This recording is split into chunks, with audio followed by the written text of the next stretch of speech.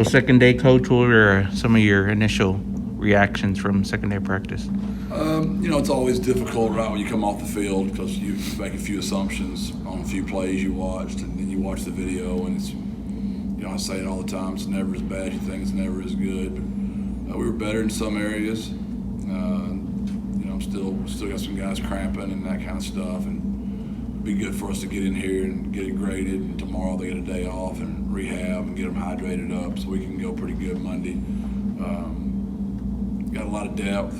Still we're able to go, 4 teams on 2 different fields, which I know that's contributing to the cramping, because common sense would tell you that's doubling your workload because you've got so many people going at one time. So we hope we can do that a good while.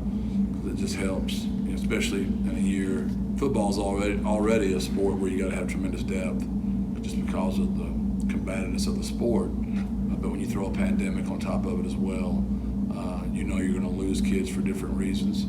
So we've got to develop those 4s and 3s, because we proved at quarterback last year. We played 4 quarterbacks.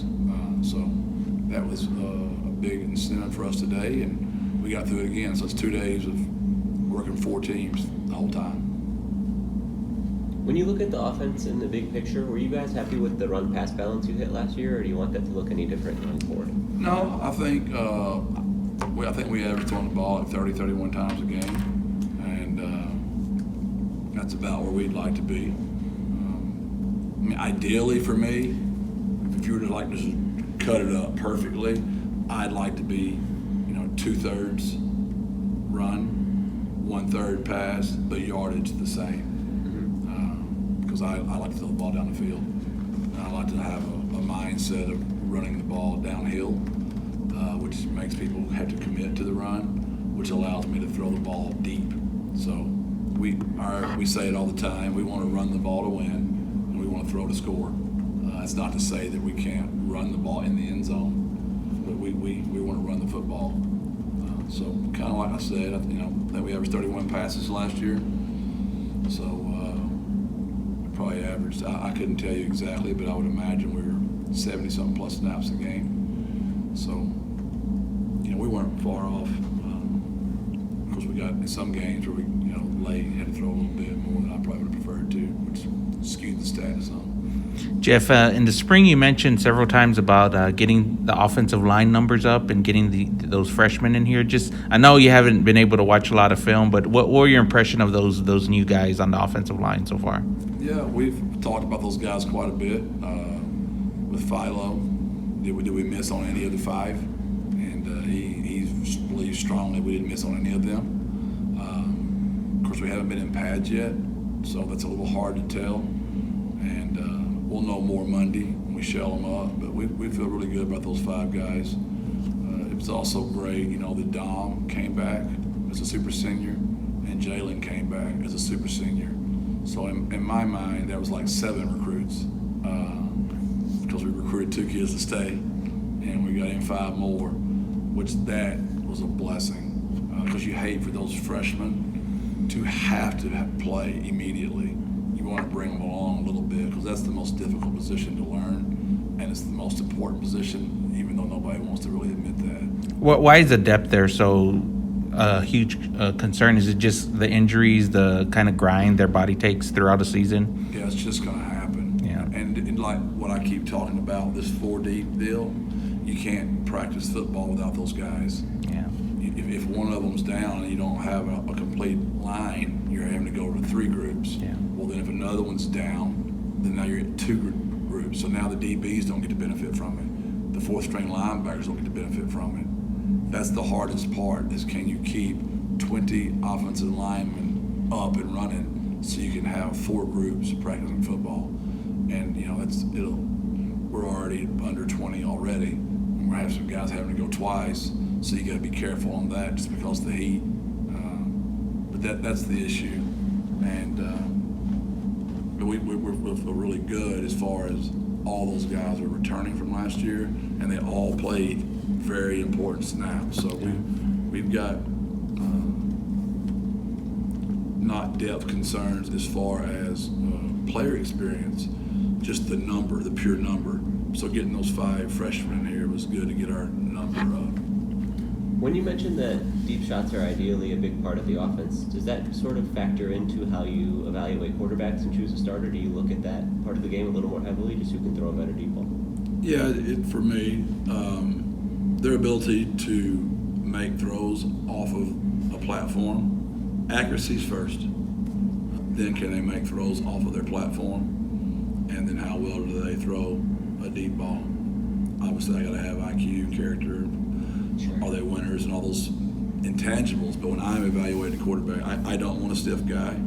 I want a guy that can make one guy miss. I'm not a good enough football coach to call all perfect plays, and I don't expect Coach Lunny to be either. So we need our quarterback, when we make a bad call, to maybe make one of those guys miss and get us a first down, throw off the platform, and get us, and then we become good play callers. Everybody can call plays once the first down gets over with. It's getting that first down that's always the difficult one. But in my career, or our career, we've been very successful at teaching kids to throw the ball 42 yards on their third step in a drop for a go ball, and we've been very successful at throwing a 42-yard post on time.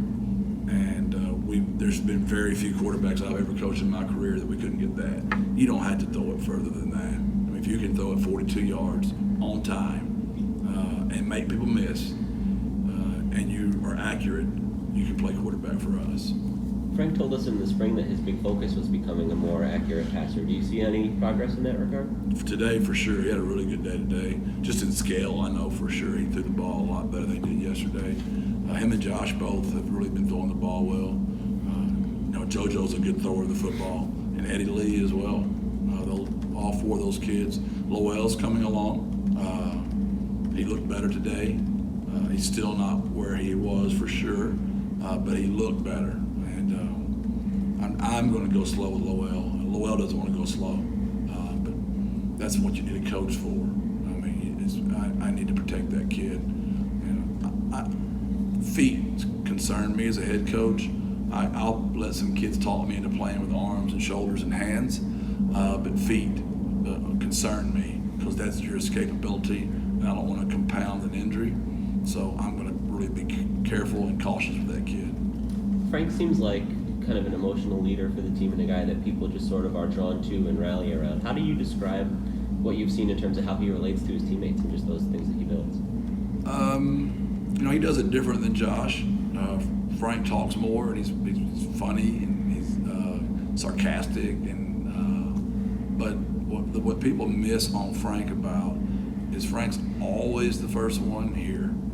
He's never on a list ever. And he gets a lot of respect from his teammates for that, as is Josh. Josh is the exact same way. Those are 2 incredibly good kids that lead in different ways. Josh doesn't talk as much as Frank does, but Frank's a laugher and a talker, and the kids do like Frank. As far as the receivers and tight ends, what have you seen from them early, and what are you hoping to see as camp goes along? Well, obviously, Josh and Zakari are the 2 guys that lead that room, and they're returners. They just know the offense so well. They're really bought into our culture, and I can't say enough about those 2 kids. Sheldon has already started off to having a good camp. Sticks. JT has had a great camp already. He shows up every day and works his butt off every day. Of course, Trayvon, who we brought in, had a good day today as well. And Julon has really much better condition than he ever has been before, and a better just mindset of being out there. And I'm sure I left out somebody in that room that's probably been doing good, and I apologize if I have. As far as tight end, Leroy showed up in much better shape than he was in last year. Gavin has had a good camp. Of course, Oscar is one of our favorite kids on the team. He's a really good football player. You're going to see him continue to be. He's going to be really good. And then Allen has pushed through. I'm really proud of Allen. And Dan had a great summer as well. And Peter Gray in there. We love tight ends. We're going to recruit them and develop them, and it's not just a recruiting spill. There's very few colleges in the country that have as many tight end coaches as we do.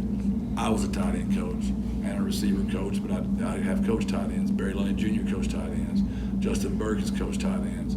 Kurt Traylor's coached tight ends. So we and coaches our tight ends. So we've got a lot of tight end flavor in our room. A bunch of guys always trying to find a way to involve a tight end. So we're going to always try to have 6 or 7 really good ones there. You mentioned that Josh has kind of a different leadership style to Frank. How does he go about then trying to build those connections or relate to the guys and develop into a leader with the team? Yeah, that's why I always brag about both those kids. If you notice, if y'all ever ask about Josh, I bring up Frank. If y'all ever ask about Frank, I bring up Josh. Because it's just so amazing how they do that together. That doesn't happen. You keep up with those quarterback battles in other rooms. A lot of times those guys don't help each other. They are basically against each other and try to divide and conquer. There's none of that with either one of those kids. It's a true credit to both their parents. I mean, I know their parents have to be incredibly proud of how those kids support each other and help each other. And that's Josh. He's always helping Frank, and Frank's always helping Josh. And it's a tribute to their parents. That's nothing. We try to foster that here, but that's from the house. That's just the way those kids have been taught. Their parents have never told me that, but I can just tell by the models of those young men of how they behave. With purely the on-field component, does Josh bring anything different from what Frank brings? Yeah, they're different. There's no doubt. Each has strengths and each has weaknesses, and it's our job as coaches to, focus on what their strengths are and not hide their weaknesses. And both of them know what their strengths and weaknesses are, and they both work on that, at all times. And we feel really good about our quarterback depth, our O-line depth, our running back depth, and our receivers. We're getting deeper at receiver. That was a concern coming into the season, but we feel we're much deeper at receiver right now. What are the biggest strengths for each of those two quarterbacks, for Frank and Josh? Well, Josh, both their strengths are they've played a bunch of football games. I mean, Josh played a lot of football before he came to us. He had the unfortunate collarbone issue last year, so he didn't get to play as much last year. But it was the 1 year Frank stayed healthy. So Frank got to play a lot of football. So both those kids have got a lot of playing time. They're both great leaders. They're unbelievable people. And Josh would probably rather throw the ball than run it. And Frank might rather pull it down and run it than throw it.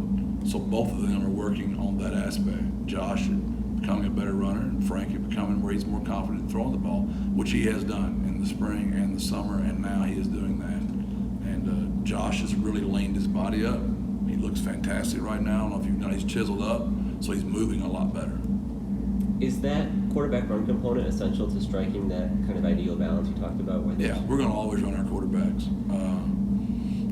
No matter who they are, we're going to run them because it makes the numbers equal. It's the only way we can get 11 on 11. If not, you're playing 10 on 11, and those aren't real good odds. So, and it just makes the defense work on stuff that they don't really like working on. +1 runs is what we call those. We're going to always have +1 runs. We're not going to ever run a quarterback in the ground, but we're going to always run our quarterbacks. Is there anything specific that Josh has to do or show to assert himself as the number one guy? They're both good. It doesn't matter which one we play. We feel like we can win with either one of them. So it's not like Josh isn't doing something or Frank is. It's just the way it ended up. I mean, Josh ended up being hurt last, and Frank was healthy, and Frank kept playing good, so there's no reason to take Frank out. So he keeps playing good. And Josh plays good too. But I'm not just going to pull someone just to pull them. I mean, Frank's done nothing to deserve not to go out there first right now. And Josh has done nothing to deserve to not go first other than get injured. But Lowell proved that too. I mean, Lowell was the second-rated quarterback in the country when he was healthy, and then he got injured. So that's just part of the game. It's nothing that those kids have done any better than the other one. They just, who's healthy, they all play good. So we can win with any of those kids.